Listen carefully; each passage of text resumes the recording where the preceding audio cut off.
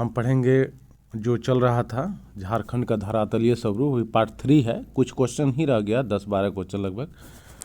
तो आइए पढ़ते हैं इसको।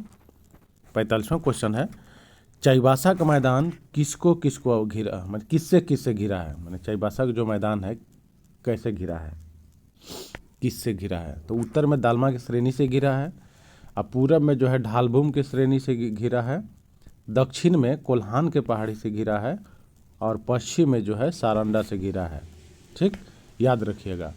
चाईबासा का मैदान अगर पूछेगा किससे घिरा है तो उत्तर में दालमा है, पूरब में ढालभूम की श्रेणी है, अब दक्षिण में कोल्हान और पश्चिम में सारंडा। याद रखिएगा, ये क्वेश्चन है। पश्चिम उत्तर में 4 हाथ की पहाड़ी से, पश्चिम उत्तर अगर पूछेगा तो 4 हाथ की पहाड़ी है, उससे घिरा है। ठीक, 46वां क्वेश्चन है, सानू एवं सराउ पहाड़ी किस प्रदेश के अंतर्गत आता है। सानू एवं सराउ पहाड़ी तो पाट पठार के अंतर्गत आता है, सानू एवं सराउ पहाड़ी। 47वां क्वेश्चन है, गढ़ पाट, बंगला पाट, महुआ पाट, ललमटिया पाट इत्यादि पाट किस क्षेत्र के अंतर्गत आता है। पाट नाम आएगा, चाहे गढ़ पाट रहे, बंगला पाट रहे, महुआ पाट रहे, ललमटिया रहे, कोई भी रहेगा तो ये पाट पठार के अंतर्गत आता है, यानी पाट क्षेत्र के अंतर्गत। याद रखिएगा। 48वां क्वेश्चन है, राजमहल ट्रैप किस चट्टान से बना है। इंपॉर्टेंट क्वेश्चन है, VVI इसको मार लीजिए। राजमहल ट्रैप किस चट्टान से बना है, तो बेसाल्ट चट्टान से बना है। ये क्वेश्चन आया हुआ है एग्जाम में, बेसाल्ट चट्टान, याद रखिएगा।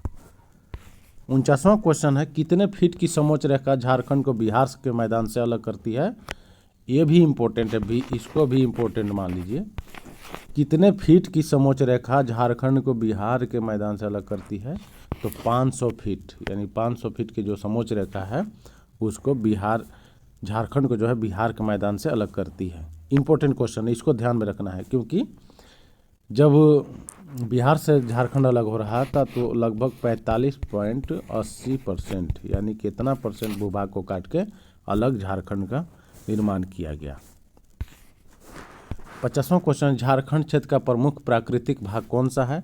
प्रमुख पूछेगा कि प्राकृतिक भाग कौन है, तो छोटा नागपुर का पठार। याद रखिएगा, झारखंड के प्रमुख प्राकृतिक भाग का कौन सा है, कौन है, छोटा नागपुर का पठार। 51वां क्वेश्चन है, खनिजों का गोदाम घर किस पठार को कहा जाता है। खनिजों का गोदाम घर तो छोटा नागपुर पठार को बोलते हैं खनिजों का गोदाम घर।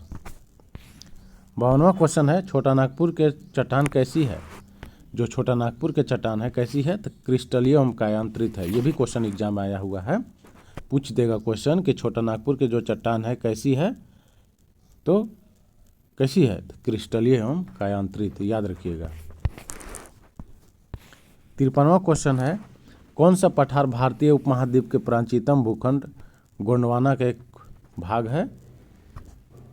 कहना मतलब जो प्राचीनतम भूखंड है जो गोंडवाना, उसका एक भाग है। कौन सा पठार, तो छोटा नागपुर का पठार। याद रखिएगा, छोटा नागपुर पठार जो है भारतीय उपमहाद्वीप के प्राचीनतम भूखंड जो गोंडवाना है उसका एक भाग है ना। 54वां क्वेश्चन है, छोटा नागपुर का पठार किससे निर्मित हुआ है। जो छोटा नागपुर का पठार है किससे निर्मित है, तो संप्राय धरातल एवं अवशिष्ट स्थलाकृतियों का द्वारा। संप्राय धरातल पूछ देगा एग्जाम में, भी आता है कि संप्राय भूमि का उदाहरण बताइए, तो छोटा नागपुर का पठार। याद रखिएगा। अब वैसे भी छोटा नागपुर का पठार किससे निर्मित है, तो संप्राय धरातल एवं अवशिष्ट स्थलाकृतियों